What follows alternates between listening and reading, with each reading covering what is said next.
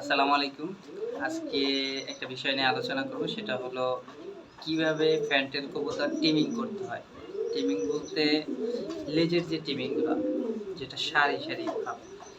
আমার যতটুকু সামান্য অভিজ্ঞতা থেকে আমি করতেছি, এভাবে কবুতরটারে হাতে নিয়ে এখান থেকে এই লেজগুলো সাধারণত আপনার হাতের মাপেই চলে আসবে, যে কোনটা পিস আগে পরে হবে।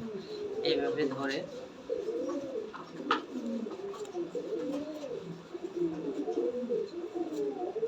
এভাবে টিমিং করলে আপনার কবুতরের লেজগুলো একদম ছড়ানো থাকবে এবং দেখতে অনেক সুন্দর লাগবে। আমার এটা একটা টেলমার্ক ফ্যান্টেল, ইংলিশ টেলমার্ক ফ্যান্টেল। এটা বর্তমানে মল্টিং চলতেছে। তো আমি ছোট থেকেই কবুতর সাধারণত বাচ্চা থেকে টিমিং করা শুরু করলে সেই কবুতরটা আরও বেশি ভালো হয়। তো সবসময় এক হাতে টিমিং না করলে দুই হাতে টিমিং করাটাই বেস্ট।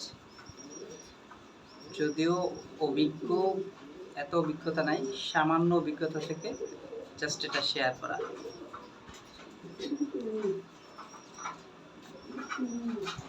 দেখেন, এখন লেজগুলো দেখেন একবারে ঠিক সাধারণ মতো।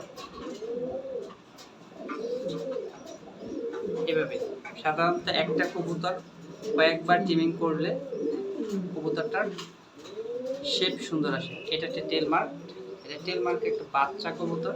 তো এটা আমি আগে থেকেই টিমিংটা করতেছি। সকলকে ধন্যবাদ।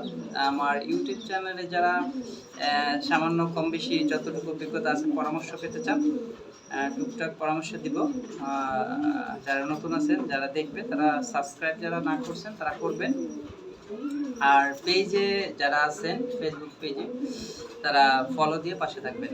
আসসালামু আলাইকুম। নেক্সট ইনশাল্লাহ ভালো মন্দ কম বেশি পরামর্শ দেব ইনশাল্লাহ। ওকে। আর একটা বিষয় বলি, আরেকটা বিষয়, সেটা হলো টেলমার্ক ফ্যান্টেল আমার কাছে যথেষ্ট কালেকশন আছে।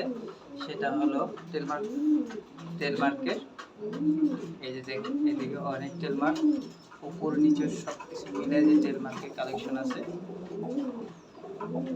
যদি কারো টেলমার্ক পছন্দ, শখে বসেন, টেলমার্ক পছন্দ হয়, তো অবশ্যই নক দেবেন ইনশাল্লাহ। ওকে, নেক্সট ভিডিওতে দেখা হবে ইনশাল্লাহ। আসসালামু আলাইকুম ওয়া রাহমাতুল্লাহ।